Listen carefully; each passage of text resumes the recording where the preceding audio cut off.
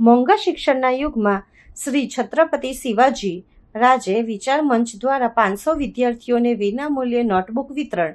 આજના મોંઘા શિક્ષણના યુગમાં સેવા પરમો ધર્મના સૂત્રને સાર્થક કરતો એક પ્રેરણાદાયી સેવા યજ્ઞ વડોદરામાં અવતરિત ચાલી રહ્યો છે.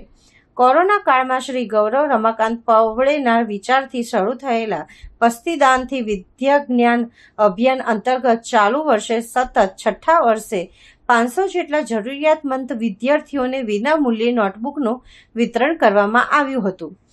શ્રી છત્રપતિ શિવાજી સહકારી મંડળી લિમિટેડ અને શ્રી છત્રપતિ શિવાજી રાજે વિચાર મંચના અધ્યક્ષ શ્રી ગૌરવ પવળેના માર્ગદર્શન હેઠળ સંસ્થાના સ્વયંસેવકો ઘરે ઘરે જઈને પસ્તી એકત્રિત કરે છે. આ પસ્તી વેચીને જે ભંડોળ ભેગું થાય તેમાં સંસ્થાના અધ્યક્ષ પોતાનો આર્થિક ફાળો ઉમેરે છે અને તેમાંથી બાળકો માટે નોટબુક ખરીદવામાં આવે છે.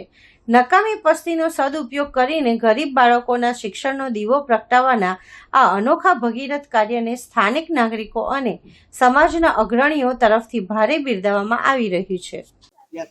શ્રી છત્રપતિ શિવાજી સહકારી મંડળ લિમિટેડ ને શ્રી છત્રપતિ શિવાજી રાજે વિચાર મંચના સંયુક્ત ઉપક્રમે જે ગૃહિણીઓ પાસે આપણે અપીલ કરેલી વડોદરા શહેરની કે પસ્તીદાનથી વિદ્યાદાન, તેમાં આપે જે સાથ સહકાર આપેલો ને અમે લોકો સુધી પસ્તી લેવા ગયા અને આપે જે લોકો સુધી એ અમારા પ્રશ્નને લોકો સુધી પહોંચાડ્યું કે જો આ સારું કામ ઘરની પસ્તીથી કોઈક વિદ્યાર્થી બાળકનું ભવિષ્ય બની શકે છે તો એ અભિગમ લીધેલો. તો આજે 400 જેટલા બાળકોને આપણે પસ્તીદાનથી વિદ્યાદાનના ચોપડાનું વિતરણ ચાલુ કરેલ છે અને આશા છે કે આવતા વર્ષે આનાથી બી સંખ્યા વધતી રહે અને વડોદરાની સનસાઇન નગરીની ગૃહિણીઓ ચોક્કસ પસ્તી ભેગી કરે અને વધુમાં વધુ આપે.